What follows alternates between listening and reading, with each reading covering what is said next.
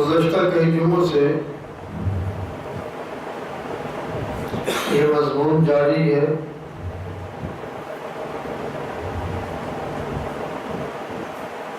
اس کی تشریحات بحمدللہ اپنی بساط کے مطابق آنے والوں کی عقل فہم کے مطابق کرنے کی کوشش کی گئی ہے۔ اللہ کرے وہ نفع مند ہو۔ اب مجھے یہ بتانا ہے کہ قرآن مجید فرقان حمید نے اولو الالباب کہا کن کو ہے، وہ عقل مند لوگ ہیں تو ان کی عقل مندی کی نشانی کیا ہے، ان عقل مندوں کو پہچانا کیسے جا سکتا ہے؟ ہمارے نزدیک تو معیار عقل مندی کا کچھ اور ہے۔ آج کل ہم یہ سمجھتے ہیں کہ جس نے سائنس میں اچھی ترقی کر لی وہ عقل مند ہے۔ بات تو کسی حد تک یہ بھی درست ہے کہ ہے تو وہ بھی عقل مند، لیکن اللہ تک تو نہیں پہنچا، سائنس تک نہیں پہنچا، رسول تک تو نہیں پہنچا، سائنس تک پہنچا، اہل بیت تک تو نہیں پہنچا، بس سائنس کی بات ہی کرتا ہے۔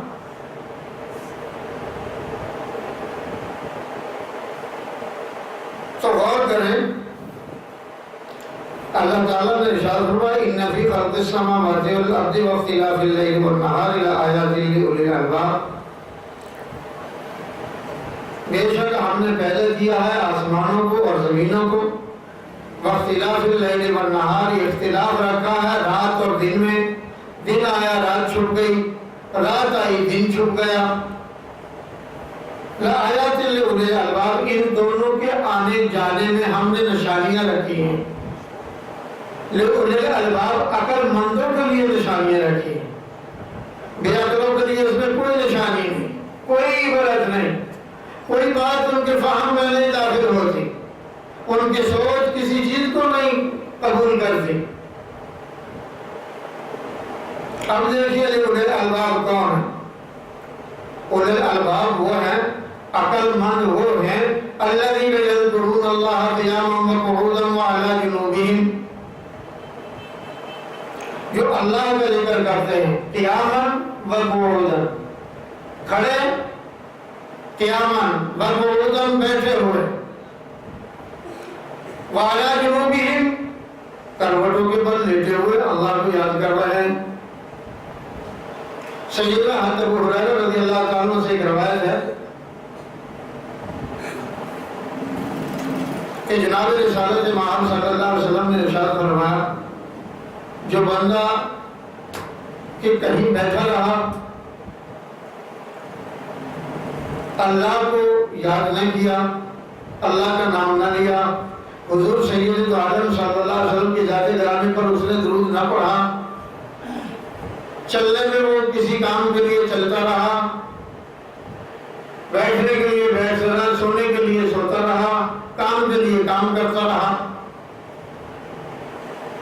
اس کا یہ عمل قیامت کے دن اللہ کے اختیار میں ہے، وہ اس کو اس پر عذاب دے یا چھوڑ دے۔ دوسری حدیث میں یوں ہے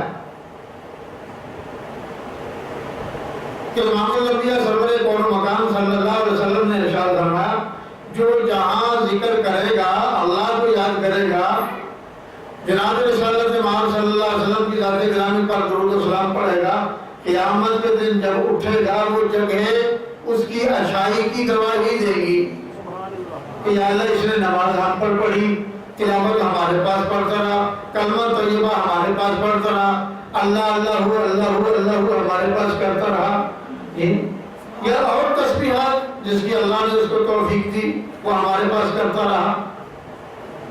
تو گویا سے رسوائی سے بچنے کے لیے، اپنی رسوائی سے بچنے کے لیے یہ ضروری ہے کہ ہر مجلس میں ہم اللہ کو یاد کر لیں، درود و سلام پڑھ لیں، تاکہ قیامت کے دن وہ مجلس ہمارے لیے وبال جان نہ ہو، ہمارے لیے مشکلات اس میں نہ ہوں۔ اب غور کیجیے عقل مند کون ہے؟ عقل مند وہ ہے جو اللہ کی یاد میں ہمہ وقت لگے ہوئے ہیں، وَيَتَفَكَّرُونَ اور غور و فکر کرتے ہیں اللہ تعالیٰ کی صفات میں، اللہ تعالیٰ کے نام میں، اللہ کی یاد میں، فی خلق السماوات والارض جو کچھ اللہ نے تخلیق کیا، فی خلق السماوات والارض، یہ جو فی ہے نا، فی کا معنی درمیان بھی آتا ہے، فی کا معنی میں بھی آتا ہے۔ معلوم ہوا جو کچھ آسمانوں میں، جو کچھ زمین میں، سارے پر غور کرو کیسے مارد وجود میں آ گیا۔ اس کی تفصیلات پہلے بیان ہو چکی، اس پر میں نہیں جاتا، پھر بات رہ جائے گی۔ فی خلق السماوات والارض جب آدمی غور و فکر کرتا ہے تو ربنا ما خلقت ھذا باطلا، تو بے قابو ہو کر کہتا ہے ربنا اے ہمارے پالنے والے رب، ما خلقت ھذا باطلا، تو نے کوئی چیز بیکار پیدا نہیں کی، سبحانک تیری ذات جو بے عیب ہے، کوئی نقص تیری ذات کے پاس نہیں، کوئی عیب آپ کے پاس نہیں، بلکہ آپ تو پاک ہیں، سبحانکا پاک ہے آپ، فقنا عذاب النار، تو ایک مہربانی ہم پر یہ کر دیجئے کہ ہمیں بھی بچا لیجئے، دوزخ کے عذاب سے ہمیں بھی بچا لے۔ ہم تیری قدرت، تیری طاقت، تیری قوت کو مان گئے، ہم نے دیکھ لیا آسمان، ہم نے پہچان لی زمین، ہم نے ہر چیز میں تیری معرفت پا لی، تجھے دیکھ لیا، تجھے جان گئے، ہم جانچ پرکھ کے بعد تیری پہچان تک یہاں پہنچے ہیں، پھر ہم تجھے پکارتے ہیں، فقنا عذاب النار، یا اللہ ہمیں دوزخ کے عذاب سے بچا لے۔ اب عقل مند قرآن نے کن کو کہا؟ جو پہچان والے ہیں اور اللہ سے مانگنے والے ہیں، ان کو عقل مند کہا گیا۔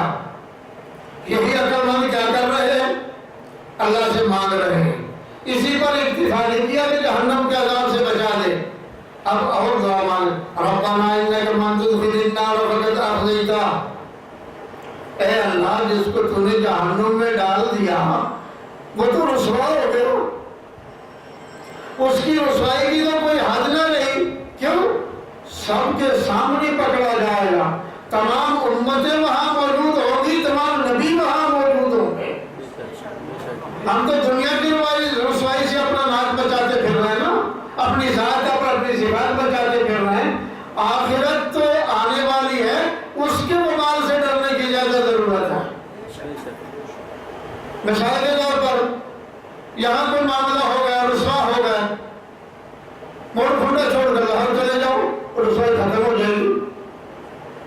لاہور چھوڑ کر پشاور چلے جاؤ، رسوائی ختم، کیوں؟ وہاں تمہیں جانتا ہی کوئی نہیں، کیسا ہے یہ آدمی، سب سمجھے گا مولوی ہے، گاڑی ہے، پگڑی والا بہت اچھا ہوگا، اس کو کیا پتا یہ لچا ہے، اس کو کیا پتا یہ چور اور ڈاکو ہے، کیوں؟ وہ عیب تو چھپ گیا، لیکن آخرت کے دن کوئی عیب چھپنے کا نہیں۔ تو اس لیے اللہ کے بندے وہ ہیں، انک من تدخل النار فقد اخزیتہ، ربنا اے ہمارے پالنے والے جس کو تم نے جہنم میں ڈال دیا، فقد اخزیتہ، سو در حقیقت وہ بڑا ہی رسوا ہوا۔ وما للظالمین من انصار، اور یا اللہ ہم پہچان گئے تجھے کہ وما للظالمین، اور نہیں ہے ظالموں کا من انصار، قیامت کے دن کوئی حامی و ناصر، کوئی مددگار نہیں، کوئی بچنے کی راہ نہیں اس بیچارے کے لیے۔ ربنا اننا سمعنا منادیا ینادی للایمان ان آمنوا بربکم فآمنا۔ اب اپنی بات شروع کی، ربنا اے ہمارے رب پالنے والے، اے مالک، اننا ہم نے سمعنا سن لیا، منادیا ینادی، منادیا پکارنے والے کی پکار کو، ینادی جو دعوت دے رہا تھا، للایمان ایمان کی، ہم نے ایمان کو قبول کر لیا ہے، ان آمنوا بربکم، اور ہم ایمان لے آئے ہیں۔ کیوں؟ انہوں نے یہ کہا تھا ان آمنو بربکم، تم اپنے رب پر ایمان لے آؤ، اپنے رب کو مان لو۔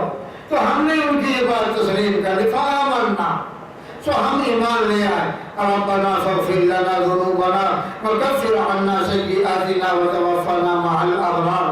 ربنا، اے ہمارے مالک، فاغفر لنا، بخش دے ہمیں، ذنوبنا، اور ہمارے گناہ بھی معاف کر دے، وکفر عنا سیئاتنا، اور دور کر دے، عنا، ہم سے، سیئاتنا، ہماری ساری برائیوں کو ختم کر، وتوفنا، اور موت دے ہمیں مع الابرار، نیک لوگوں کے ساتھ۔